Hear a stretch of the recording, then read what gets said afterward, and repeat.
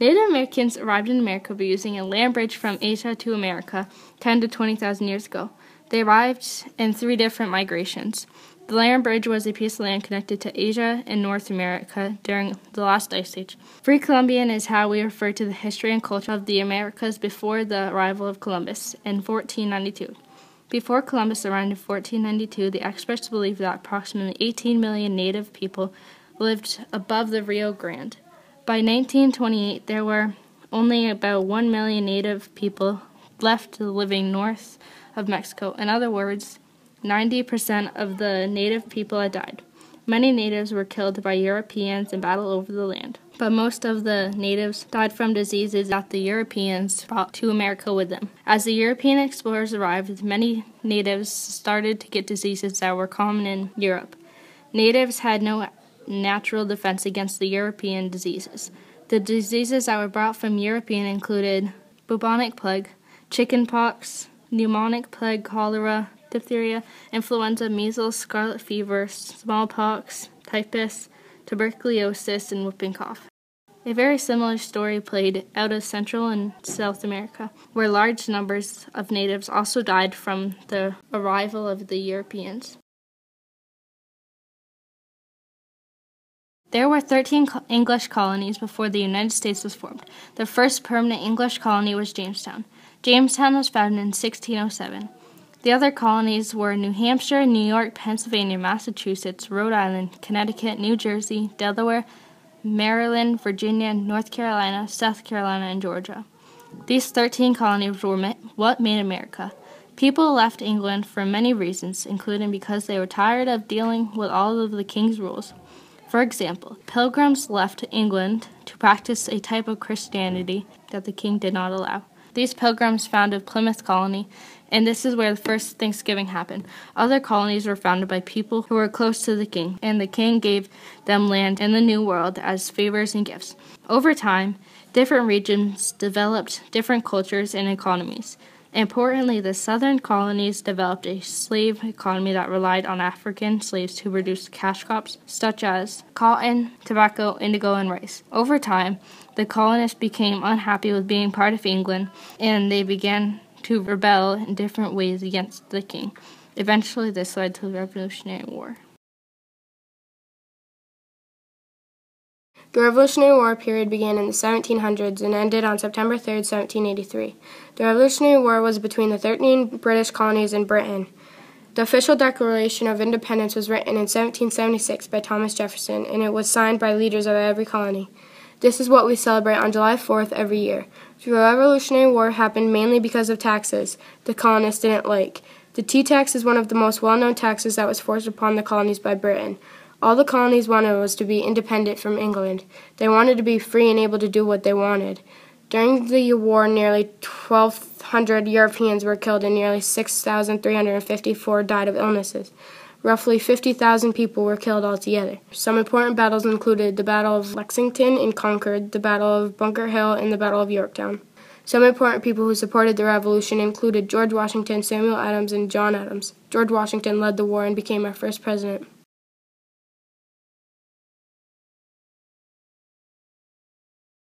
When the colonies became the United States, they had to form a federal government. The United States Constitution is a document that describes the basic and fundamental laws of that government. The Constitution was created to give people freedom and separation from England. The Constitution set up a government that was broken into 3 parts: legislative, executive, and judicial. This was so that each part could check up on the other so that the government would not be able to abuse its power. On the Constitution, there are to set up 10 amendments called the Bill of Rights. The 10 amendments are, number 1, freedom of religion, press, to assemble, speech, and to petition the government. Number 2, you have the right to bear arms. Number 3, people cannot be forced to house soldiers in their homes. Number 4, people can't be searched without probable cause. Number 5, people can't be charged with a crime without real evidence against them. Number 6, people who are charged with a crime should get a speedy and public trial, impartial jury, a lawyer, and are able to confront the witnesses against them. Number 7, if a person has a civil suit, then they get the right to a jury. Number 8, excessive bail, fines, or cruel and unusual punishment is not allowed. Number 9, even if a freedom is not listed, it doesn't mean the people don't have it. Number 10, the power is not delegated to the United States to remain with the people.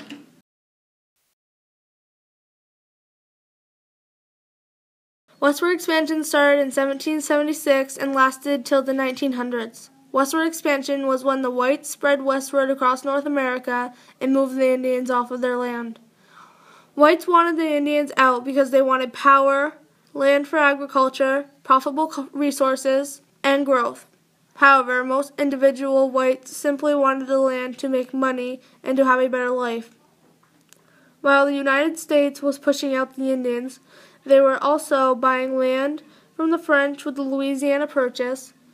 More land was won when the United States fought a war against Mexico. Whites pushed 16,000 Cherokee Indians out of their native land and forced them to march from Georgia to Oklahoma, and 4,000 of them died. This is now known as the Trail of Tears. An Indian tribe called the Nez Perce tried to flee to Canada because the whites were taking their land and trying to force them onto a small reservation. However, they did not make it. During this time period, most of the whites were traveling the Oregon Trail.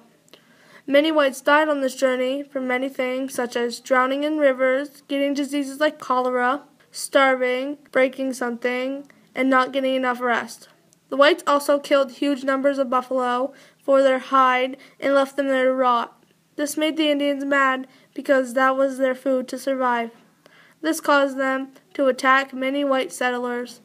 White settlers used buffalo dung for many things such as fire starters and even as toys for little kids to play with. The first 20 slaves were brought to Jamestown in 1619. African slaves were used for labor for cash crops such as tobacco, cotton, indigo, and rice.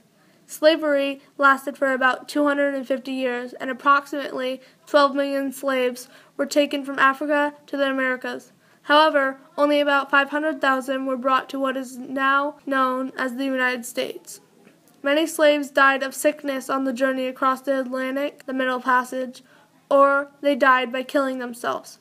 The Middle Passage was part of a triangular trade, where America sent raw goods to Europe, who then sent manufactured goods to Africa, who then sent slaves to the Americas. By 1860, there were 3.5 million slaves in the USA.